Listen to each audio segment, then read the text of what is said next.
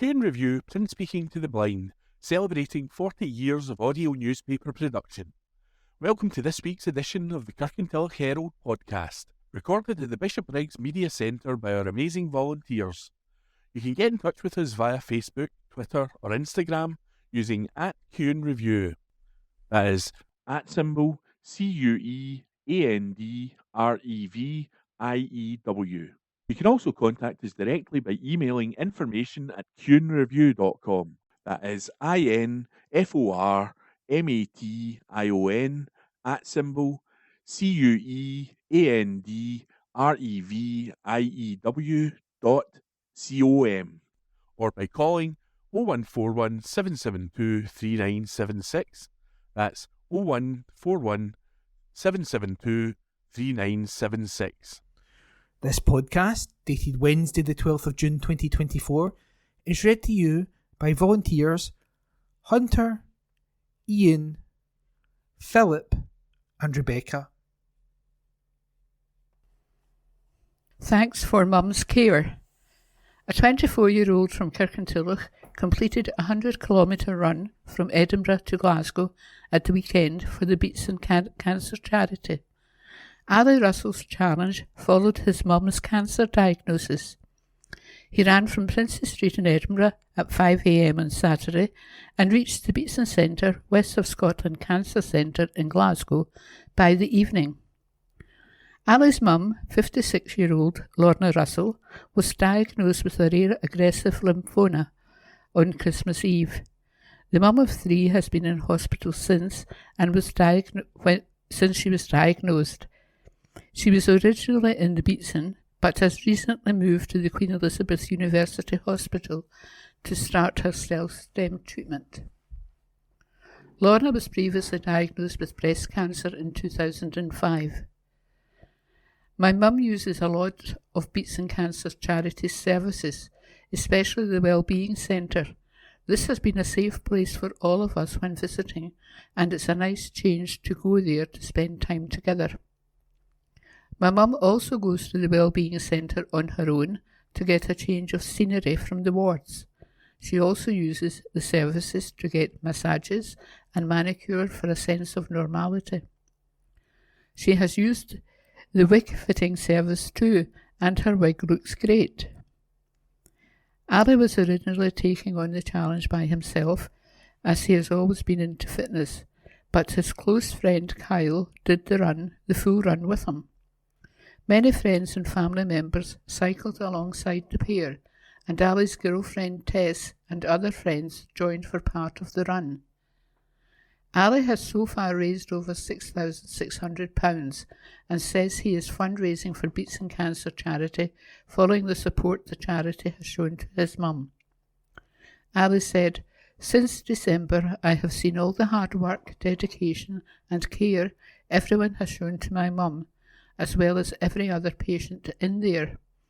I think the staff and everyone involved with the Beatson are true heroes."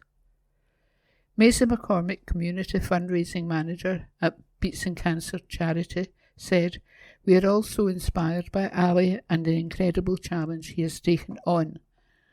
The money raised by Ali and his family and friends will help us to support so many patients and their families in the west of Scotland and beyond. You can donate online to this charity." Read by Rebecca. This week in history. June 15, 1945. Family allowance payments were introduced in Britain. 5 shillings, 25p a week for the second child and subsequent children, but no payment for the firstborn. On this day last year, Glenda Jackson, acclaimed fearless actor and British politician, died at age 87. June 16, 1958, the notorious yellow no waiting lines were introduced to British streets. On this day last year, Max Park, then 21, set a new Rubik's Cube world record, solving the 3x3 cube in an astonishing 3.13 seconds. June 17, 1929, Hitchcock's Blackmail was premiered in London. The first reel was shot before the studio was equipped for sound, and has only sound effects and music. The dialogue begins in reel 2.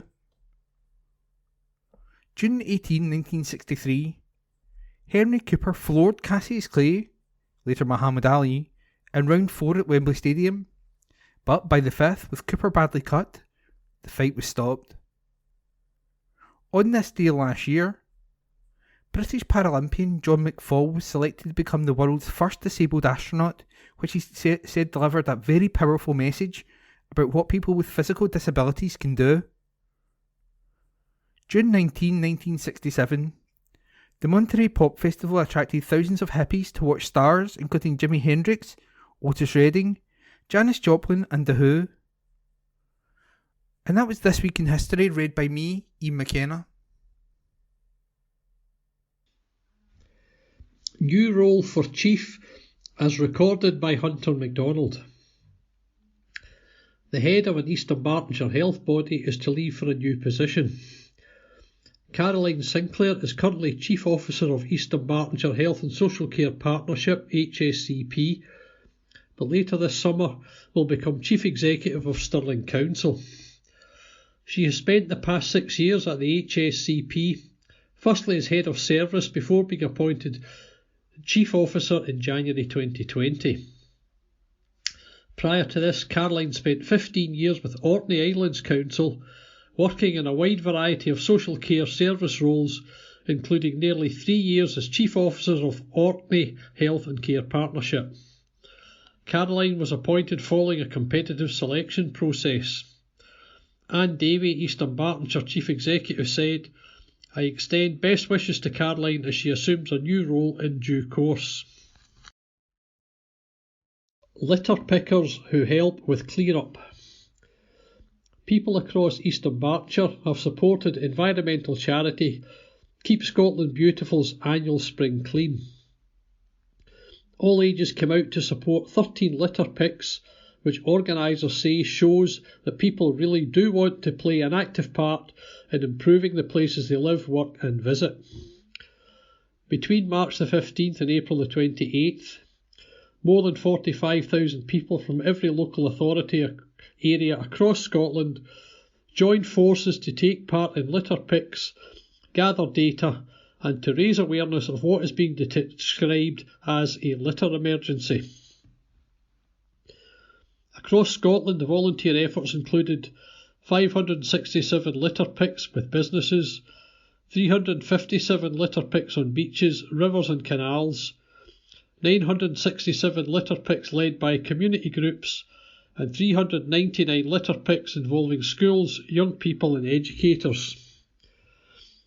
Barry Fisher, Chief Executive at Keep Scotland Beautiful, said, "Although 90% of people agree litter is a problem across our beautiful country, what is inspiring is just how many thousands of people have played their part and enthusiastically joined a litter picking event during a Spring Clean Scotland, an increase in 15,000 people from last year. I'd sincerely like to thank everyone in East Dunbartonshire who took part in these events, giving up their time and showing just how much they care about keeping Scotland beautiful. Every effort to tackle the litter emergency is extremely appreciated." The Scottish Litter Survey found that 7 in 10 people believe litter is a problem locally, and 85% of people want to see more efforts to prevent litter in their area. Pictures taken without consent.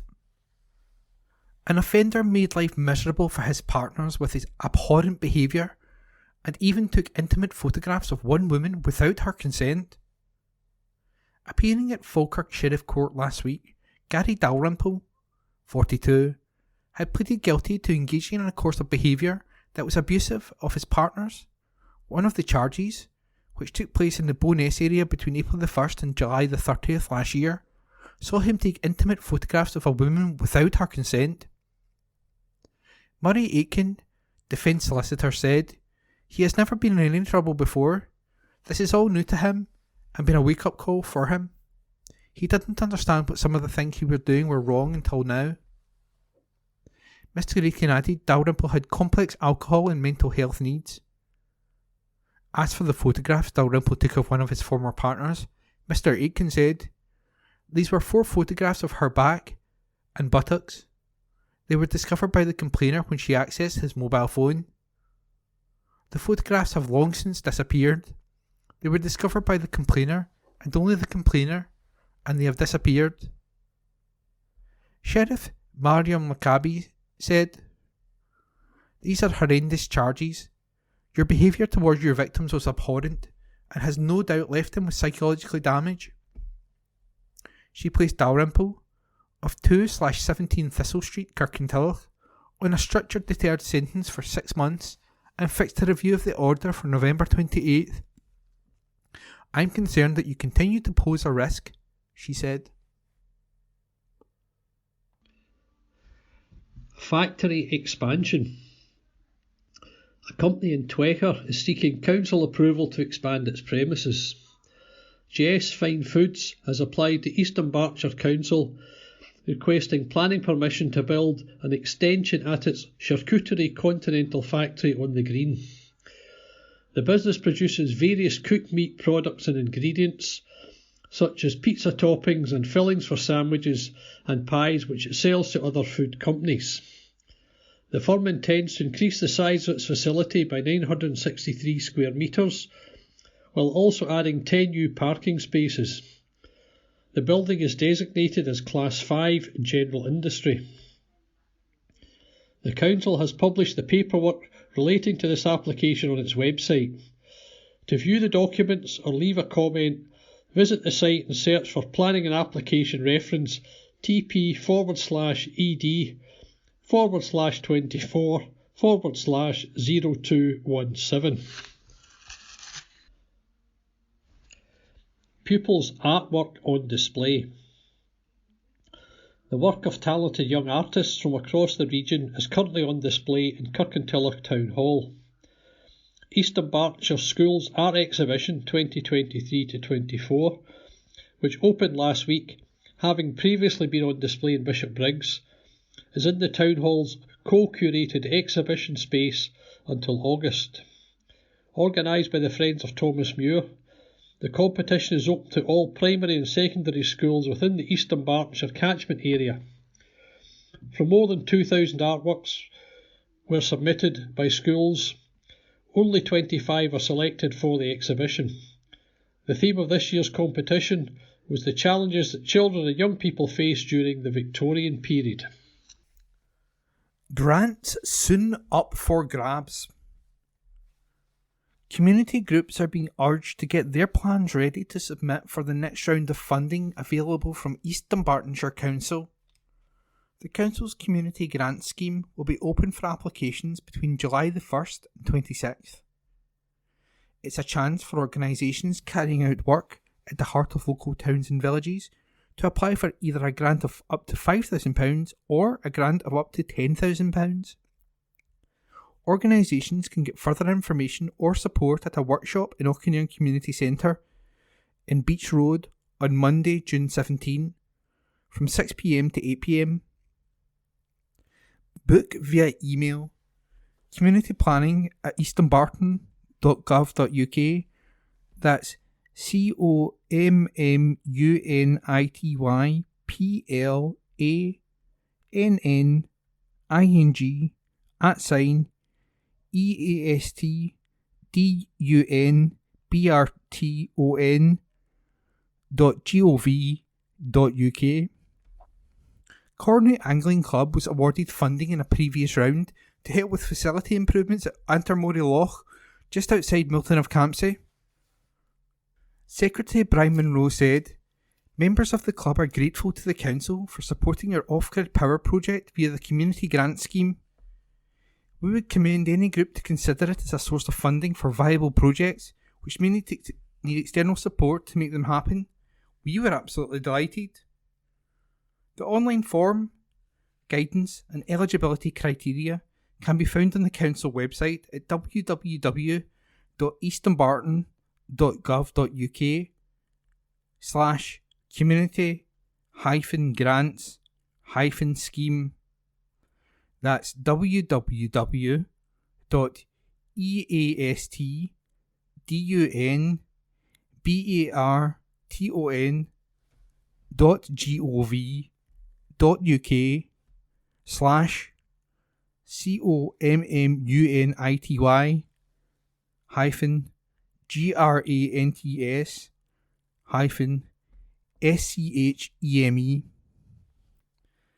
Anne Davey, Council Chief Executive, said, "The Community Grant Scheme regularly supports a huge range of projects, providing funding directly to organisations working to improve the lives of people of all ages. Previous recipients include groups for younger and older people, sporting organisations, regeneration projects and more. The Council's community planning team are happy to help those needing more details by emailing communityplanning@easternbarton.gov. That's COMMUNITYPLANNING@easternbarton.gov.uk or calling 0300 123 4510. That's 0300 123 4510. Applicants are assessed by the Grants Advisory Committee, which makes recommendations for awards to the Community Planning Partnership (CPP) Board. The board is expected to next meet at the end of September, after which applicants will be informed if they have been successful. The CPP includes representatives of the Council, the Health and Social Care Partnership, Police Scotland, Eastern Bartonshire Voluntary Action, the Leisure and Culture Trust and others providing public services locally. Pair in tune for charity. Two music fans have turned their passion for a band into a movement to raise awareness about diabetes and vital funds for Diabetes UK. Their work has now been recognised with a nomination for a top volunteering award. Grunge and rock fans Colin Roger and Martin Higgins have set up the Pearl Jam Scotland fundraising fan group, which has already attracted many fans of the Seattle band from around the globe and has so far raised over £100,000 for the charity. Colin Roger from Kirkintilloch and Martin Higgins from Coatbridge both have family members who live with type 1 diabetes. Martin said, "We know what we are doing has reached the attention of Pearl Jam lead singer Eddie Vedder and other people in the music industry. At some of their concerts they have acknowledged how we have helped some people in need of a little help in life. The foundation of what Colin and I do is music related. Colin is lead singer in a grunge and rock band, The Lost Dogs, and I am a huge music fan and a fan of Pearl Jam in particular. Colin and I were both involved separately in fundraising. Motivated and united behind us both having family members who live with type 1 diabetes, we decided to combine our respective skills to create a fundraising community, and so the Pearl Jam Scotland fundraising fan group was born. In the last 10 years, the group has grown to 3,300 members who follow Colin and Martin on Facebook. The pair use the platform and what they do to tie in opportunities to carry out charitable work to support Diabetes UK. When it comes to fundraising, the pair host live music events, sell branded music clothing and memorabilia, and hold raffles. They have even created and sold a charity album. Their biggest event is called Grunge Fest, which takes place every year in September. This is a live music event in Glasgow, and bands and music fans travel from all over the UK to attend. Colin said, "We like to be as creative as possible. We have music fans from all over the world in our community group. What's important to us is raising money to do good causes, and that we're also raising awareness of diabetes, a condition close to both of our hearts." While Pearl Jam has not played in Scotland since 2000, the US band is playing Manchester this June and, to mark the occasion, as well as a decade of fundraising, Colin and Martin are hosting a charity pre-party event in Manchester ahead of their Idols concert in the city later that evening. The fundraising fan group is presenting a Pearl Jam Manchester pre-show gathering at the Hard Rock Cafe, Manchester, on June 25th from noon to 5 p.m, and the pair have extended an invitation to Pearl Jam lead singer Eddie Vedder. Colin and Martin have been shortlisted for Volunteer Fundraiser of the Year in the National Fundraising Awards 2024, which take place on July the 3rd in London. Fiona Stewart, Diabetes Scotland Community Fundraiser, said, "We are extremely grateful to Colin and Martin for everything they have done and for the remarkable amount of money raised. Reaching the milestone of raising £100,000 is testament to the unwavering commitment, passion, and the countless hours they have both devoted to our cause." All aboard for boat trips ahead of the festival. The community has been encouraged to get involved in this year's Kirkintilloch Canal Festival with boat trips ahead of the main weekend. There is something to suit all in the trips in the Forth and Clyde Canal, from storytelling to fish and chips, breaks with fizz to whisky tasting. On Monday, August 26, from 11am to 1pm, you can get on board for a journey through myth, magic and marvellous fun in the company of storyteller Alison Galbraith.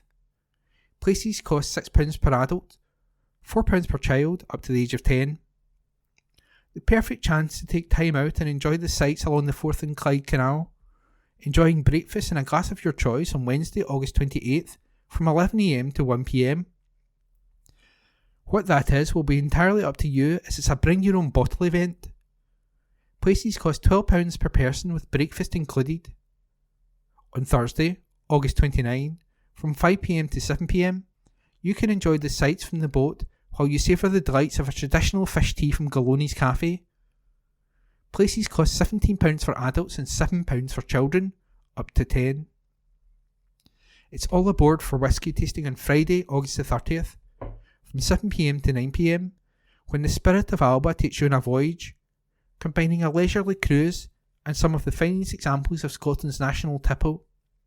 Places cost £25 per adult. To book for any of the trips, visit Kirkintilloch Community Hub, 2 to 4 West High Street, Kirkintilloch, G66 1AD, or call 0300 123 4510. Opening hours, Monday to Friday, 1pm to 4pm. Please note, payment can only be made via Kirkintilloch Community Hub and must be made in advance. The boats will depart from Southbank Marina, heading towards Bishopbriggs, and will then return.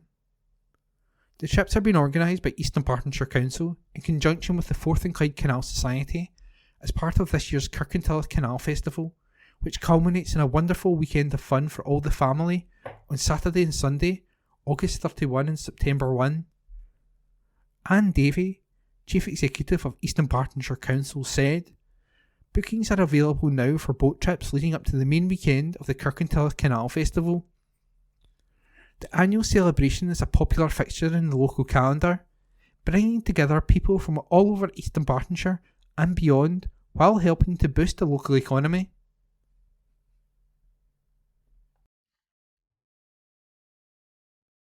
Doggy Daycare.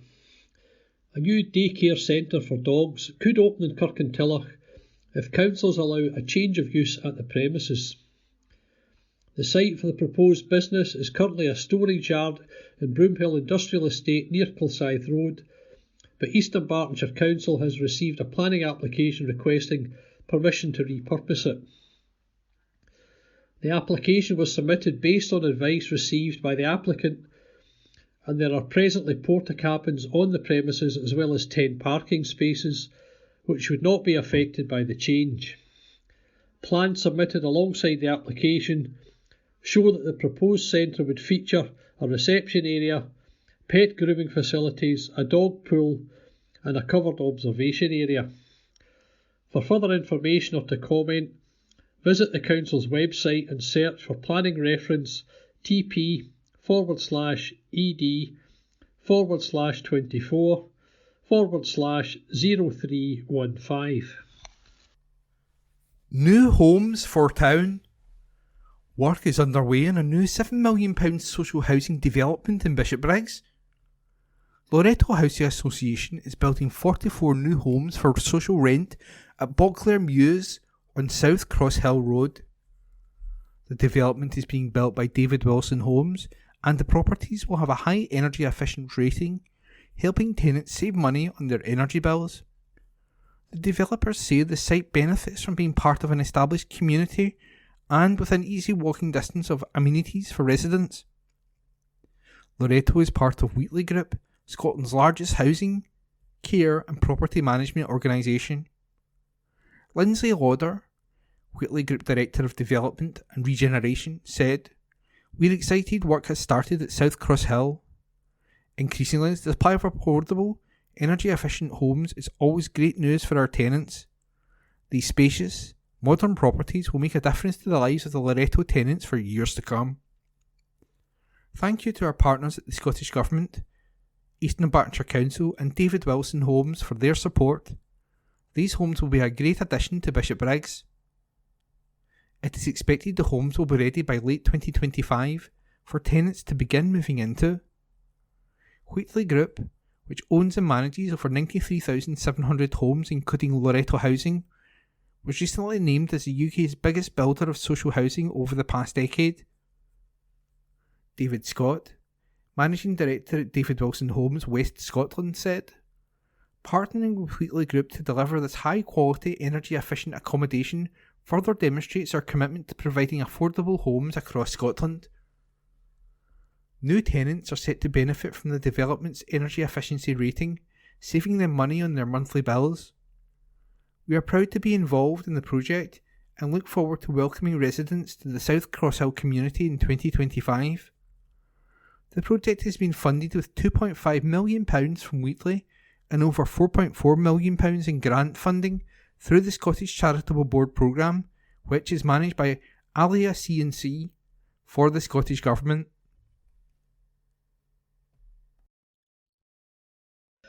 Button battery warning. Parents are being reminded of the danger that button batteries pose, particularly if they are swallowed. NHS Greater Glasgow and Clyde issued the warning during Child Safety Week. Button batteries are used in an increasingly wide range of toys, novelty items, gadgets and other everyday objects that are found around the house. They are powerful lithium coin cell batteries and can badly hurt or kill a small child if they swallow one and they get stuck in their gullet. John Hallett, paediatric surgeon at the Royal Hospital for Children, Glasgow, said, "Button batteries can be really appealing to children because they're silver and shiny, but they can cause real damage. The problem with these batteries is that, after a matter of minutes or hours, they can burn through the gullet and cause significant damage. In severe cases, they can also burn into the biggest blood vessel in the body. Unfortunately, we're seeing more and more of these injuries at the Royal Hospital for Children." Ian's legacy lives on. A path to funds for communities. Communities across Scotland are being encouraged to apply to the newly reopened Ian Findlay Path Fund as it returns for a third year. With a further £1.168 million now available, the charity is urging Scottish communities to get in touch to discuss their plans as soon as possible. Administered by Scotland's national walking charity, Pass for All, on behalf of Transport Scotland and the Scottish Government, the IFPF will support projects that aim to enable more people to walk, wheel or cycle for everyday journeys through the improvement to the local path networks.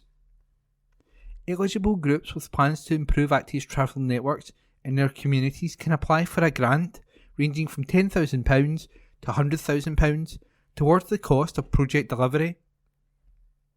Funding is also available through the fund to cover the cost of producing detailed design plans for projects at an earlier stage of their development. Yvonne MacLeod, the fund's Senior Development Officer, said, "The time since the fund initially opened in August 2022 has just flown by, and it is astonishing to look back and see just how much has already been achieved by communities all across Scotland in such a short space of time." The IFPF team has made a concerted effort to visit community groups interested in applying in a bid to learn more about their projects. It has been both very enjoyable and invaluable learning about how we can support groups to deliver a wide range of projects. helping them turn their vision into reality has been an absolute privilege. Seeing the difference the fund is making and speaking to the people who have benefited is quite humbling, and it is a fitting legacy for Ian Finlay, in whose name the fund was established. We are absolutely delighted to be reopening the fund for its third round and are very much looking forward to seeing what comes next. From supporting a community to revitalise the historic Ardnish path on the Isle of Skye, to enabling Queen Margaret University in Edinburgh to create an entirely new active travel link for students, visitors and locals in the area, the fund has now awarded over £2.5 million and has supported nearly 40 community-led projects since 2022. The fund uniquely offers a combination of financial support, advice and guidance, with the aim of empowering communities to implement impactful changes through delivery of the projects they are passionate about. Named in honour of the late Ian Finlay CBE, former Chief Officer of Paths for All, the fund continues his vision of making Scotland's great outdoors more accessible to all. Applications will be accepted until February 2025 or sooner if all funding is allocated within this time. Interested groups should contact the IFPF team at ifpf@pathsforall.org.uk. That's IFPF@pathsforall.org.uk to discuss their projects. Walking Champion. Further guidance on who may apply and the type of projects that may be funded can be found on the Paths for All website. The national charity works to create more opportunities and better environments for everyone in Scotland, no matter who they are or where they live. Paths for All champions everyday walking for a happier, healthier, greener Scotland. Its aim is to support people in Scotland to be active every day. Walking is the easiest and most accessible way to do this. However, it also promotes wheeling, scooting and cycling as ways to stay fit. For more information, visit www.pathsforall.uk/community-paths/Ian-path-fund. Carers. No choice other than caring. Some 58% of Scots who are currently providing or have previously provided unpaid care said that they had to take on the carer role because no other care options were available. The shocking statistic was uncovered by a YouGov Omnibus poll just in time for Carers Week, which has been putting carers on the map and as its theme. Carers Scotland estimates that 58% is the equivalent of 824,000 people in Scotland having no choice over their caring role. The poll also found that women were more likely than men to say they had to take on the unpaid carer role because no other care options were available. 60% of women compared with 56% of men. Although many unpaid carers find caring for a family member or friend to be rewarding, performing the role with little support is taking a heavy toll in a variety of ways. Just over half, 51% of current and former unpaid carers in Scotland, stated that caring slightly or very negatively impacted on their finances and savings, while 63% said that caring had caused a slightly or very negative effect on their mental health and well-being. An additional YouGov Political Omnibus poll showed widespread backing for more to be done for unpaid carers, with 76% of people in Scotland saying the next UK government should provide more support.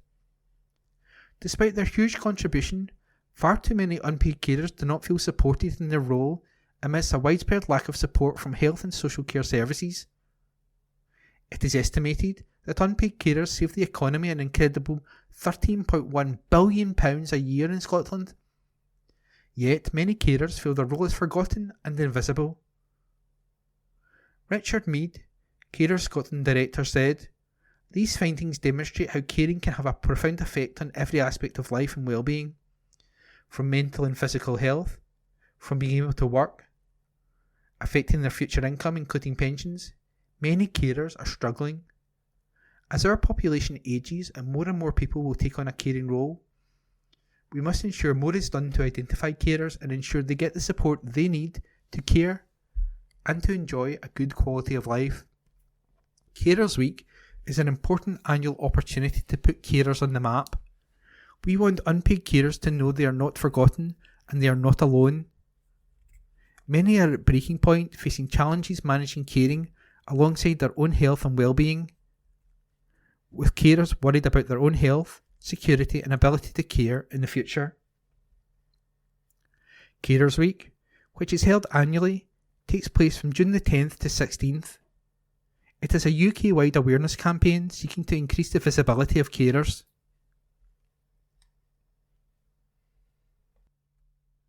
It's break-off time! The first national competition to find Britain's best primary school breakdancer is underway. The Great British Break-Off is calling on children aged between 4 and 11 to showcase their breaking skills and demonstrate the unique rhythm, creativity and passion for movement by entering the online competition. Tying in with breaking becoming an Olympic sport for the first time this summer, the Rethink Food competition will promote physical activity. The winning dancer or dancers will receive a prize and their school would win £500. Nathan Atkinson, co-founder of Rethink Food, said, "We want every child to experience the excitement and benefits of this dynamic sport. Schools should log on to www.rethinkfood.co.uk/break-off to register dancers. Entries are open until June 27th and the winner will be announced on July 8th. Thousands of Scots teetering on poverty. Figures from analysis by the Joseph Rowntree Foundation, JRF, found that 280,000 people in Scotland are just £40 a week away from being in poverty, a population larger than that of Aberdeen. The Joseph Rowntree Foundation is warning Scotland's politicians that failure to act on this issue is a political and moral choice. Some 50,000 people are only £10 a week away from poverty. This is on top of the 1.1 million people in Scotland, including 240,000 children who already live in poverty. Within that group, large numbers of people are close to deeper poverty lines. 260,000 people already living in poverty in Scotland are only £40 a week from falling into deep poverty. 70,000 people are only £10 away from deep poverty. 90,000 people already in poverty are only £20 a week away from very deep poverty.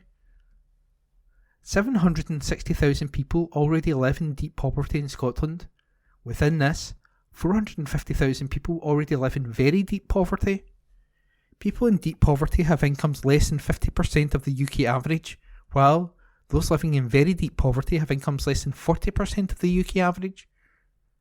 Last month, the Trussell Trust also reported that its food bank network had distributed record levels of emergency food parcels in Scotland in 2023-24, with more than 260,000 sent out. It chimes with Joseph Rowntree Foundation's findings that showed, in May 2024, 7 million UK households reported that it had gone without essentials like showers, toiletries or adequate clothing in the last 6 months. While the Scottish Government has significant powers over poverty reduction, so does the UK Government.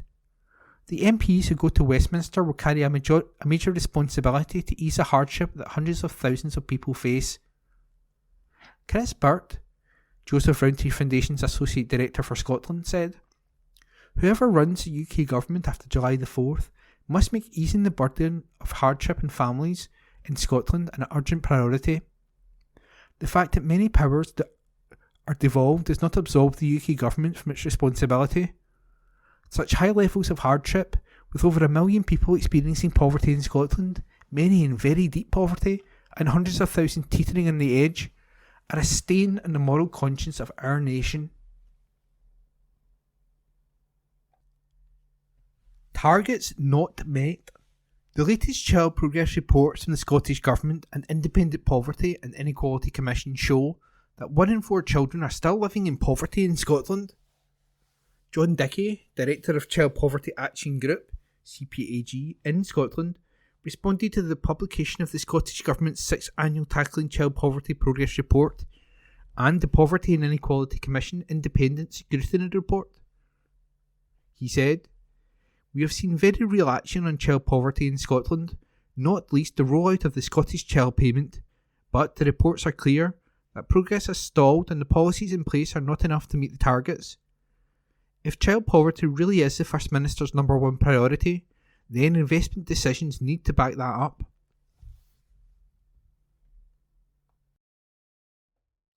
Wednesday the 12th of June. Family announcements. Deaths.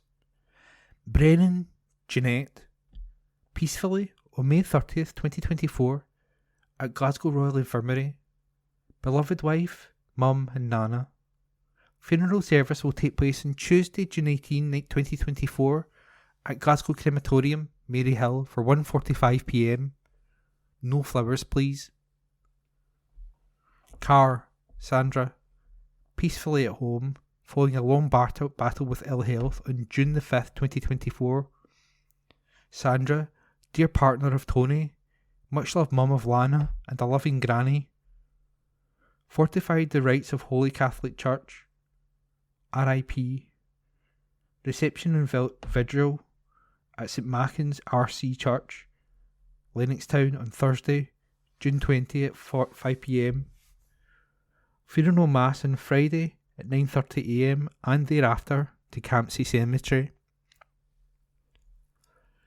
Mackay Joyce Elizabeth, born the 22nd of August 1930, died peaceably with family surrounding her on May 28, 2024 at Lilliebourne Care Home. She is survived by her husband, Dr. Enoch Mackay, and 4 of her offspring.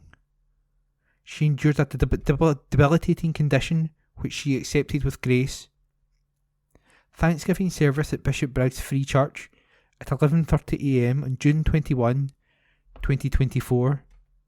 No flowers, please. Donations to Scottish Huntington's Association. Patterson Mary Ray,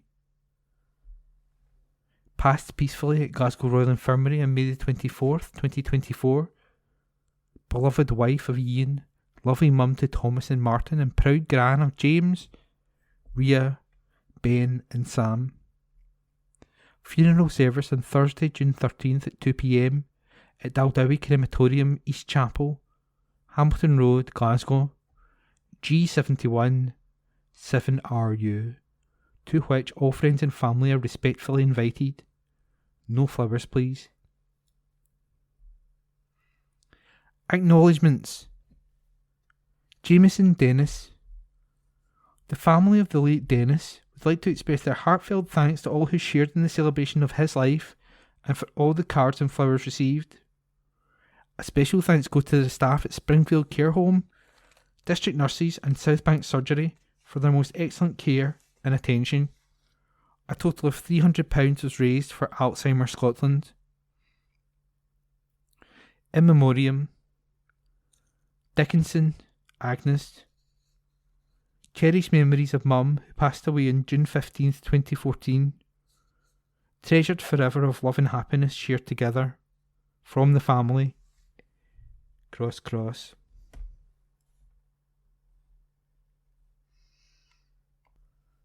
Enjoy water safely with the knowledge to do so.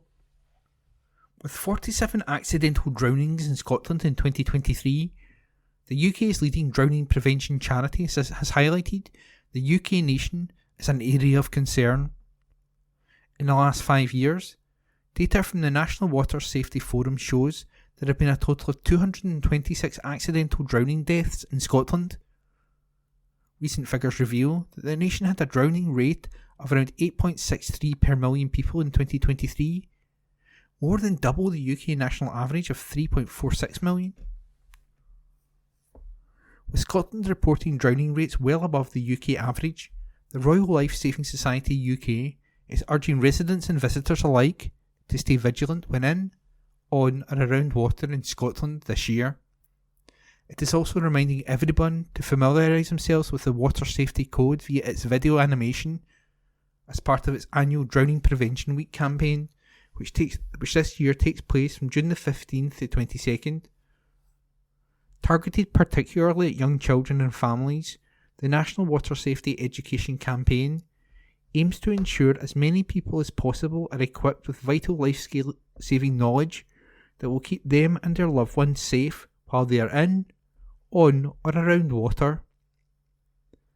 Matt Croxall, RLSS UK Charity Director, said, "The high drowning rates reported in Scotland emphasise how important it is that families are aware of the importance of water safety and have the correct knowledge to make the right decisions around water. With warmer summer days on the horizon, we will inevitably see people flock to open water sites across the UK and Ireland, as well as taking opportunities to enjoy water at home in the garden. We want to ensure that everyone can enjoy water this summer by having the knowledge to do so safely." Graham McCallum, Club Development Officer for Scotland at RLSS UK, is supporting its affiliated clubs across the country. Graham said, "Water safety education is a high priority across all regions of Scotland. From Shetland to the borders, Scotland boasts some of the most beautiful waters and coastlines in the UK, but these areas can also pose risks, so knowing how to stay safe is vital." During the 2023 campaign, RLSS UK materials and resources were used to educate over 1.85 million children in vital water safety knowledge and skills.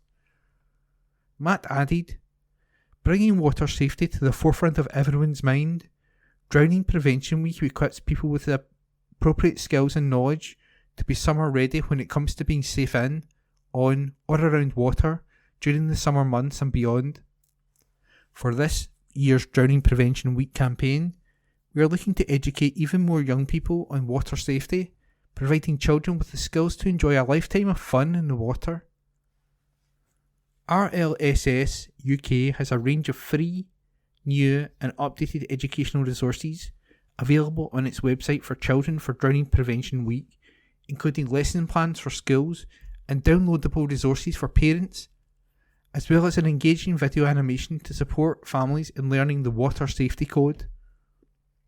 For more information about the Awareness Week, visit the website today at www.rlss.org.uk/DPW.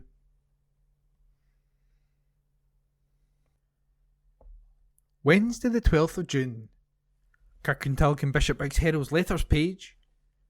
Let's talk. Please send your letters via email to kirkyherald@jnscotland.co.uk. That's KIRKYHERALD @JNScotland.co.uk and write letters in the subject field. Please keep letters to a maximum of 300 words. Letters cannot be published without a name and postal address. Also include a daytime phone number if possible. We reserve the right to edit any letter. Continuing ineptitude. Sir, it would appear that the most recent party trick of the SNP is to try to undermine the policies of the Tory party. One might say, what has changed? But surely their cause is somewhat outdated, since it is most likely that the Labour Party will form the next government at Westminster.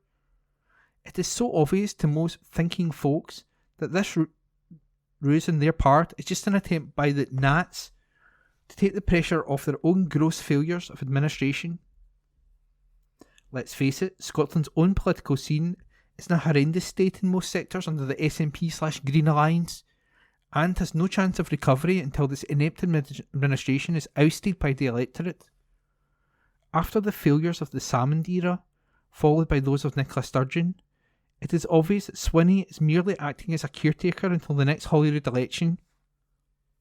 Only when the northerly part of the UK recovers from the excesses of the SNP cause, both at parliamentary and local authority levels, can the political scene in Scotland become normal. Let's face it, the political experiment of self-government, instigated in its early stages by a Labour/Liberal coalition, has not been a success. Yours, etc., Robert I.G. Scott, by email. SNP double standards. Sir, John Swinney, at the opening of his party campaign launch recently, accused Labour of U-turns and not keeping to commitments. Let us see how the SNP fares in this field. Already they are hinting at a U-turn over new oil and gas exploration. Dual carriageway on the A9, still waiting. Council tax reform, nope. Help for drug addicts, still poor. Education, once a flagship policy, still poor. Local government, in a poor state. Looks like a classic tale of the pot calling the kettle black. Yours, etc., William Ballantyne, address supplied.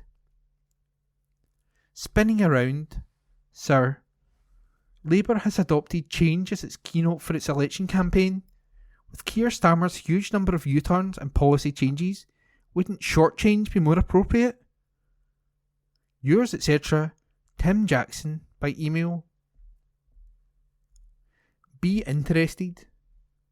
Sir, to those people who say, with misguided pride, I am not interested in politics and don't vote, I quote the irrepressible US novelist and travel writer Martha Gellhorn.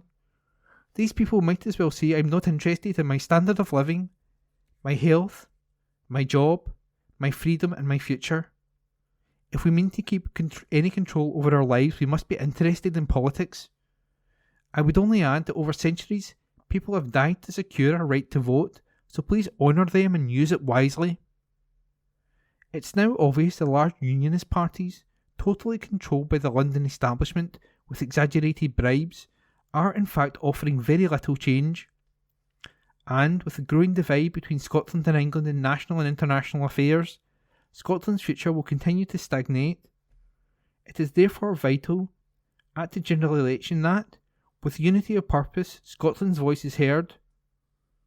Without doubt, only the SNP, and certainly not Scottish Labour or the Tories, will put Scotland's interests first. It will lead a united yes campaign, attacking with purpose and honesty the disastrous effects of Brexit, the economic crisis, poverty, climate change, etc., and rid Scotland, and indeed the rest of the UK, of this corrupt and incompetent Conservative government. Yours, etc., Grant Fraser, by email. The band played. Sir, from the way Rishi Sunak is throwing promises to UK voters, he has a new PR firm and, like Boris Johnson did, is spewing out almost daily temptations to his electorate that his cabinet may or may not have discussed in any depth. First, it was national service for teenagers, geared to wreck their plans for further education. Chutney colonels have filled newspapers' letter pages with teach them some manners, what? I doubt teenagers or their parents are equally delighted. Then it was an increase in pensions, a decrease in pensioners' tax, and a gold-plated triple lock, which followed an only too real statement about a skint government that would have to look at the triple lock again. Pensioners may be old, but they can recognise rubbish when they hear it. What I hear is a military band playing Believe It If You Like. Yours, etc., Elizabeth Scott, by email. Kirkintilloch and Bishopbriggs Herald's Reader's Charter. This newspaper is built on a tradition of accuracy and fairness, giving you the information you need to understand our world, holding power to account and exposing injustice. Our trusted brand means we are the only place where you can read and participate in honest debates.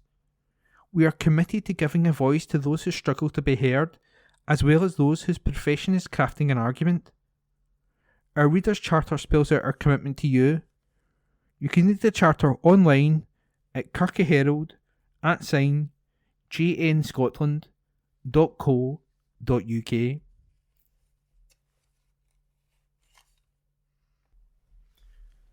Air Ambulance, a summer SOS. Scotland's charity Air Ambulance has launched a nationwide appeal to help fund its life-saving service through the busiest period of the year. As demand on the charity peaks during June, July and August, SCAA is sending an SOS to people across Scotland to save our summer. Creona Knight, SCAA's Development and Engagement Director, said busier roads, increased sporting activity, public events and mass exodus into the countryside all lead to a significant increase in accidents and medical emergencies during the 3-month period. She said, "Nobody in Scotland should die because they can't get help in time, and SCAA is a vital component in a person's chain of survival when serious illness or injury strikes, particularly in our most remote and rural areas. Every day, our crews are flying vital care to those most in need, and every day the generosity of supporters throughout Scotland is funding those time-critical flights. Communities from Shetland to the borders have benefited from the paramedic and doctor-led teams SCAA delivers and the rapid airlift of those ill or injured to definitive hospital care. We are now reaching out and appeal to those who can help boost our funds and ensure we can respond to every call for air ambulance support this summer. June, July and August account for around a third of SCAA's total annual workload, with one extra call out every day. An average mission costs SCAA around £4,500. Therefore, an extra £135,000 is needed each month to help SCAA see people safely through the summer. Creona added, "The public has funded SCAA since it was launched 11 years ago, raising an amazing £55 million in that time. Growing demand and spiralling costs mean SCAA needs that support now, more than ever, to keep our rotors running this summer. We never know where or when illness or accident will strike, and every donation we receive can make the difference between life and death when speed and urgent medical attention are critical." The charity's appeal was launched this week. People who want to donate can do so at scaa.org.uk/SOS.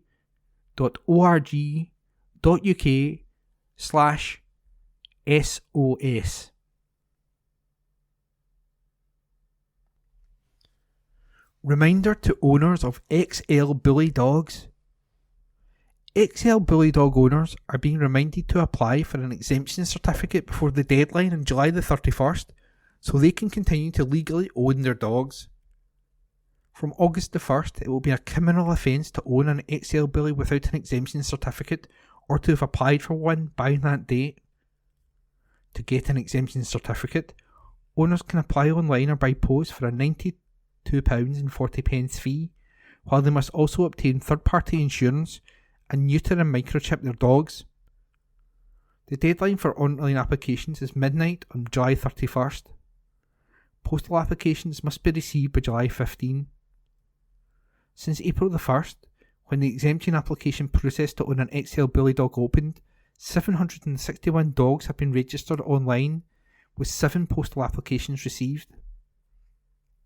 To apply to find out more, visit www.gov.scot/publications/pages/what-you-need-to-apply-for-exemption. Good day to you. It's me again, Philip, here reading the church news from the Kirkintilloch Herald. Hope you're well and enjoy listening to know what's going on in the local churches in Eastern Bartonshire. First of all, we go to Milton of Campsie Parish Church. Their Cafe Connect is on Tuesday morning. Time to pray is on Wednesday evening at 7 p.m. Preparations are now being made for the SU camp at Gowanbank during the first week of school holidays and Go Mad. Go Mad is their kids' youth event beginning on July the 28th. Can you help with prayer, accommodation, finance or hands-on? Our Summer Sunday series is on the early church. Next Sunday we'll be joining Philip, that's not me, on a chariot as he leads the Ethiopian to Jesus. Send us a picture yes, of yourself in a car or on a bike or any other form of transport. After the service, our SAM, that is the stated annual meeting, will take place. The next Teams meeting is on Wednesday, June the 19th at 7:45. And now we move to Springfield Cambridge Church. The morning worship on Sunday the 16th will be conducted by Gordon Mackenzie in the sanctuary at 11 a.m. An offering will be taken during the service. Please place your offering in the offering plates as they are passed around the congregation. Tea and coffee will be served in the Cameron Hall after morning worship. Come and enjoy the fellowship. The Sunday school meets in room 2 where creche facilities are also available. Morning worship is also being live streamed on the Springfield Cambridge YouTube channel. A link to this can be found on the Springfield Cambridge Church website, which is www.springfieldcambridge.org.uk, and on Facebook page, where up-to-date information about events and church organisations can also be found. There will be no vestry hour on Wednesday, June the 12th. There will be a short weekly service of worship in the Springfield Chapel on Wednesday, June the 12th from 11 a.m. to 11:30 a.m, followed by tea and coffee in the Hall of Fellowship. The Guild is inviting the congregation to join them in supporting the Eastern Bartonshire Food Bank warehouse by bringing donations and leaving them in the cupboard in the cloakroom. A list is attached to the cupboard identifying specific items especially requested. And now to Coast and Well Park Church. Now that summer is with us, join us for the Sunday service at Coast and Well Park. And for 11 a.m. service, the service will be conducted by Malcolm Cuthbertson, followed by tea and coffee in the church hall. The art club has now closed for the summer season and will be recommencing in late August. If, however, you are interested in joining the art club, please give Ramsey a call on 07709 584 680. For further information, this Wednesday, the Coast and Tea Break, our community drop-in, continues from 11 a.m. till 12:30 p.m. And everyone is welcome to join us for good food, good chat and good company. Oh, and let's not forget, it's free, yeah. And now we move to Kirkintilloch, to St Columba's Men's Club. The St Columba's Men's Club of Kirkintilloch meets in the halls of St Columba's Church in Old Isle Road, and it's not necessary to be a church member to join.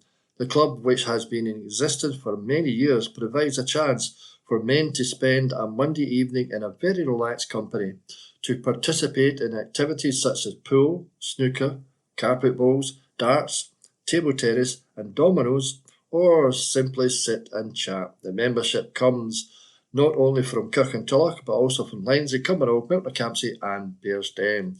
All men are welcome. And now we're moving to St James Church in Bishopbriggs, St James the Less it used to be called. I don't know if it still is, but it's called St James Church here. And the minister is Karen Paul Watson. On Saturday, June the 15th, dads and kids are held. They have a meeting between 10:45 till 12 noon, and it is a great chance for dads with young children to come together around some banter, bacon rolls and coffee. While the kids play on Sunday, June the 16th, there will be a Sunday club at 10:30 a.m. There is a communion service at 11 a.m. on Thursday in the chapel, and on Sunday, June the 16th, in the chapel at 9 a.m. And at 10:30 a.m. in the church, yes, in the church there is a meeting and everyone is welcome. Come along, join in the services, and also do stay for fellowship or over tea and coffee afterwards. There is also virtual services, that's online groups. For up-to-date, the further information, refer to their social media. That's Facebook, James the Less, Bishopbriggs, or on their website,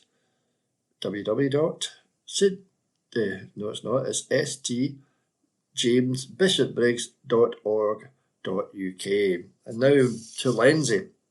And to Lenzie Old Parish Church, Sunday worship is at 11 a.m, led by the Reverend Julie Harty. A creche is available for children under 3. The quilt and craft group meet every Wednesday, 10 a.m. till 12 noon in the session room.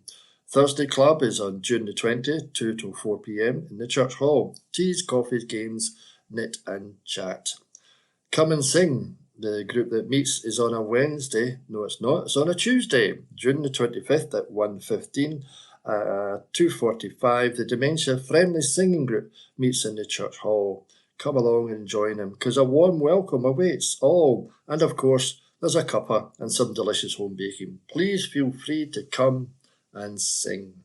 Now back to Bishopbriggs. Morning worship on Sunday, June the 16th, will be conducted by Gordon Mackenzie in the sanctuary at 11 a.m.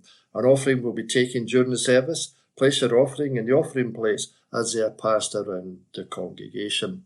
Tea and coffee will be served in the Cameron Hall after worship. Come and enjoy the fellowship. Sunday school meets in room 2, where creche facilities are also available. Morning worship is also being live streamed on the Springfield Cambridge Church YouTube channel. A link to this can be found on the Springfield Cambridge Church website, www.springfieldcambridge.org.uk, and on the Facebook page, where up-to-date information about events and church organisations can also be found. There is no vestry hour on Wednesday, June the 12th. There will be a short weekly service of worship in the Springfield Chapel on Wednesday, June the 12th from 11:10 to 11:30, followed by tea and coffee in the Hall of Fellowship.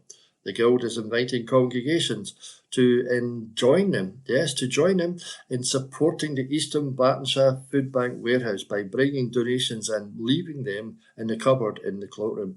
A list is attached to the cupboard door identifying specific items specifically requested.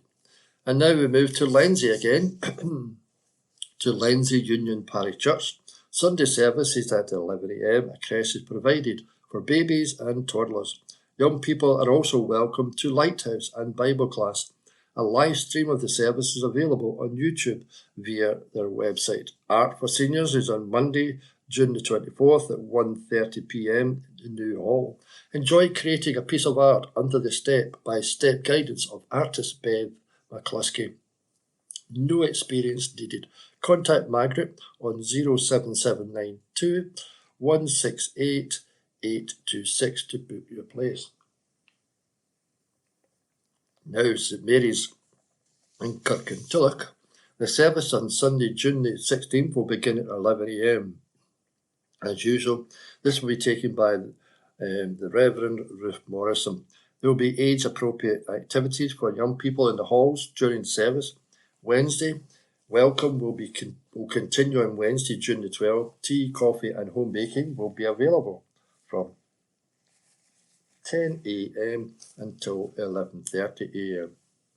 This will be followed by a short communion service taken by the Reverend Ruth Morrison. The craft group continues to meet on Monday afternoons, where we are involved with a number of projects, both for church activities and charities. Now to Bishopbriggs again, Kenmure Parish Church. All are welcome to attend our Sunday morning worship beginning at 11 a.m. Margaret Russell will lead our worship this Sunday.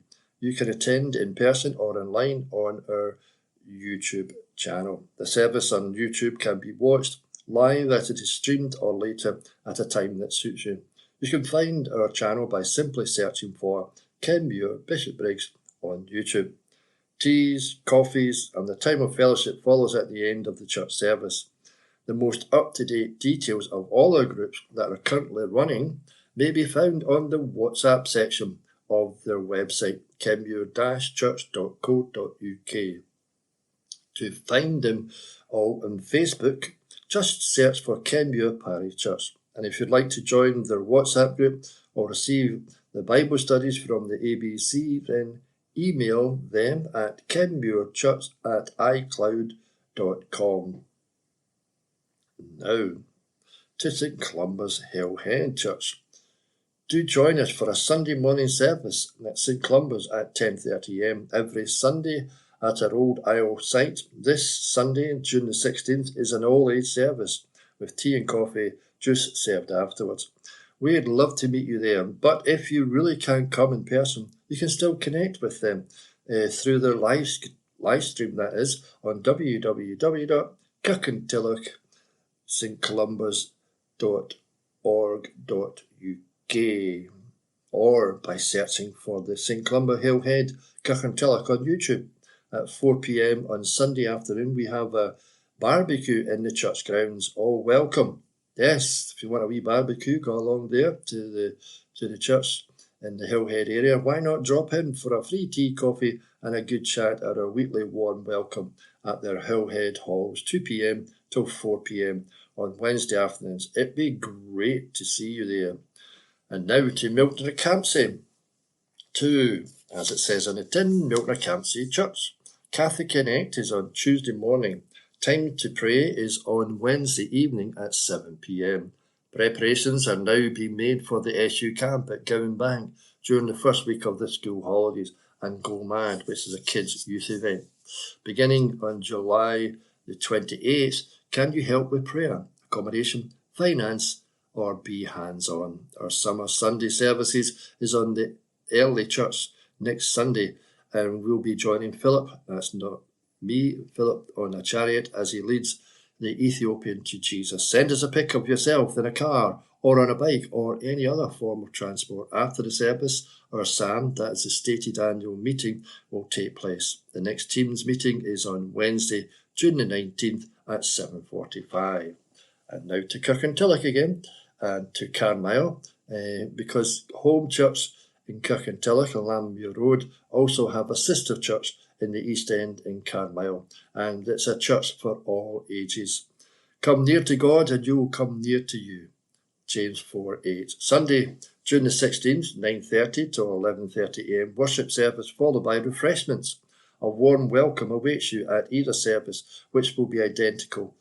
Children's Sunday school at both services and creche. That means that the two services at 9:30 and 11:30 will be the same services to accommodate the growing church numbers that they have there. And then also to the Home Church in Carmyle at 10 a.m. to 6:30 p.m. Tuesdays is the engine room at 9:30 a.m., which is about biblical teaching. Bible study on Zoom is at 2:30 p.m. Wednesdays, the prayer meeting at Carmyle is 10:15 a.m. Study groups, now called the Boiler Room, in the church is at 7:15 p.m. except the last Wednesday in the month, which will be a prayer meeting. On Thursdays, we have a football team or a football group. And then on Fridays, they have craft and coffee, 10 a.m. till 12 noon. Youth group at 7:30 p.m. Prayer meeting is set last Friday in the month. Home radio is available every day. Check it out. It's on FM, or you can download the app. And if you want to hear my dulcet tones again, I'm on Monday nights, 8 till 9 on Home Radio. And then I've got an interesting story to read here from Milton of Campsie Church. The Boys Brigade, a phenomenal organisation. Not that I was in one, I used to be a Boy Scout. But the Boys Brigade, a couple called Jackie and Robert, they retire from the BB. Jackie and Robert Scott have been leading the 2nd Campsie Boys Brigade for 15 years. Tributes have been paid to both of them by boys past and present as they step down from their leadership roles. At a recent parents' evening, the Reverend Julie Moody praised him for their sure and steadfast commitment over such a long period of time, and a presentation was made on behalf of the Kirk session. Although retired from the Boys Brigade, they both fully want to commit themselves to helping the work ongoing and a witness of Milton Campsie Parish Church and Campsie Boys Brigade. They meet on Friday evening, 6:15 to 7:15 p.m. New members are welcome. So if you know of any young person who would be interested in the Boys Brigade, it's a great group and a great organisation to be part of. And I've discovered over the years that when young people are part of these organisations and when they apply for jobs later on or places of work, if they put down that they were in the Boys Brigade or the Boy Scouts, then that goes as a plus for them because they're able to meet as a team and work with others. So that's the church news for this week from the Kirkintilloch Herald. Thank you for listening to me thus far. And if you have any news or items that you want me to read about, then contact us at Q Review. I'd love to hear from you. God bless you and have a great week. Wednesday, the 12th of June. District News. What's on? An awesome event for Lego lovers. Awesome bricks event. Visitors to the National Museum of Flight at East Fortune are set for a fantastic weekend of LEGO-themed activities when the popular Awesome Bricks event returns to the East Lothian attraction on the weekend of June the 15th and 16th. The 2-day family event features lots of hands-on fun, including the chance to help LEGO experts Warren and Teresa Elsmore construct a Second World War fire engine from 65,000 LEGO bricks. Visitors can also navigate a LEGO train down a special track and create their own unique designs in a brick build zone filled with 70,000 bricks. They can construct a LEGO building to add to the model town of Awesomeville, with bigger Duplo bricks available for under 5s who can build a little Awesomeville of their own. The event features a speed build challenge where visitors can compete against friends, family, and other visitors to see who is fastest at building a LEGO helicopter.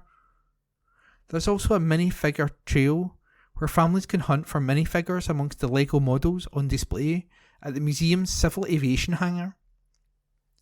As well as its programme of hands-on activities, Awesome Bricks features displays of incredible models created by adult fans of LEGO from across the UK, including a seaside pier, Glasgow School of Art, an Iron Age village and a Japanese garden, as well as vintage and modern Star Wars sets.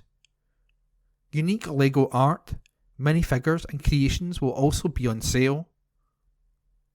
All of the other attractions at the National Museum of Flight will be available to enjoy, including iconic aircraft such as Red Arrows, Hawk and Scotland's Concorde, which is celebrating the 20th anniversary of its arrival at the museum.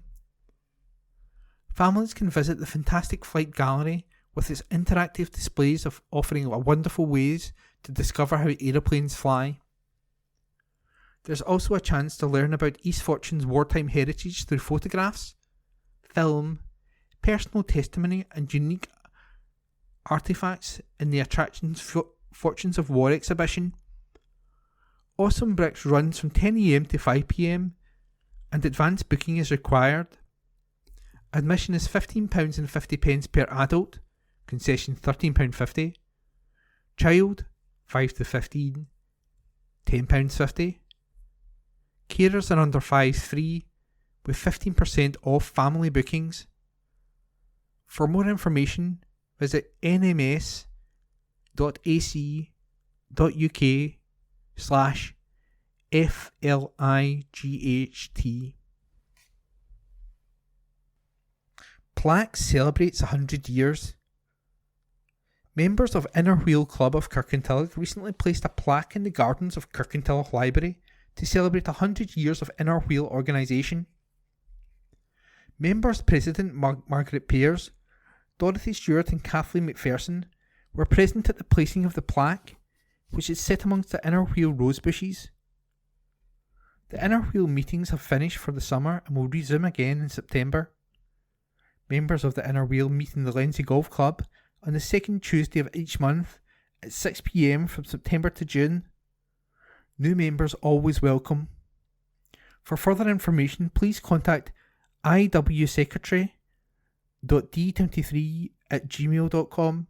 That's iwsecretary.d23@gmail.com. St Columba's Men's Club. St Columba's Men's Club of Kirkintilloch meets in the halls of St Columba's Church on Old Isle Road, and it is not necessary to be a church member to join. The club, which has been in existence for many years, provides a chance for men to spend a Monday evening in a very relaxed company and to participate in activities such as pool, snooker, carpet bowls, darts, table tennis and dominoes, or simply to sit and chat.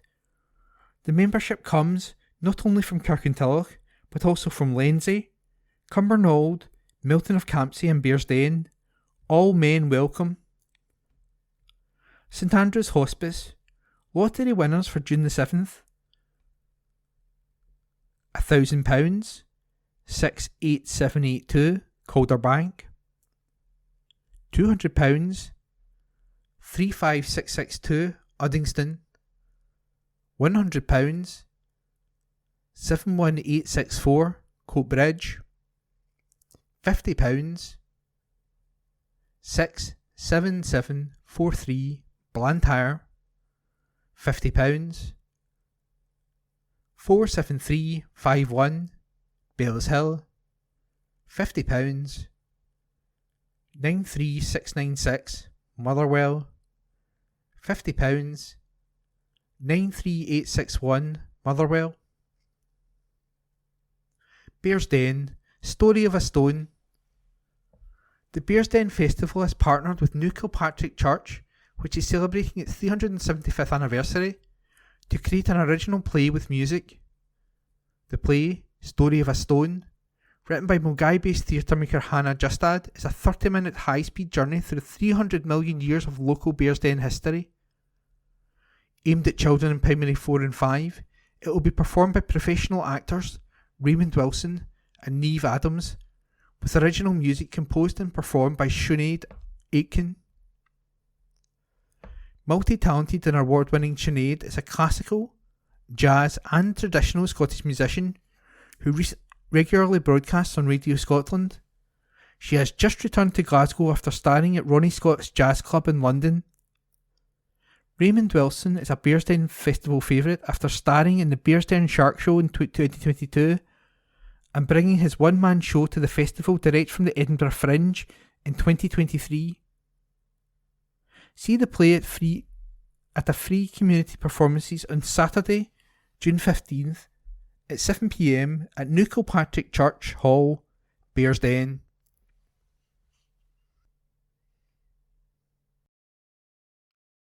Jackie and Robert retire from BB. Jackie and Robert Scott have been leading the 2nd Campsie Boys Brigade for 15 years. Tributes have been paid to both of them by boys past and present as a step down from their leadership roles. At a parents' evening, Reverend Julie Moody praised them for their sure and steadfast commitment over such a long period of time, and a presentation was made on behalf of the Kirk session. Although retired from the Boys Brigade, they both continue to be fully committed to the work and witness of Milton of Campsie Parish Church. 2nd Campsie Boys Brigade meet on Friday evenings, 6:15 to 7:15. New members are welcome. Sport. Football. Kevin is looking for new horizon. Kevin Kelly has explained his reasons for stepping down as manager of Caledonian Locomotives as he seeks his next challenge.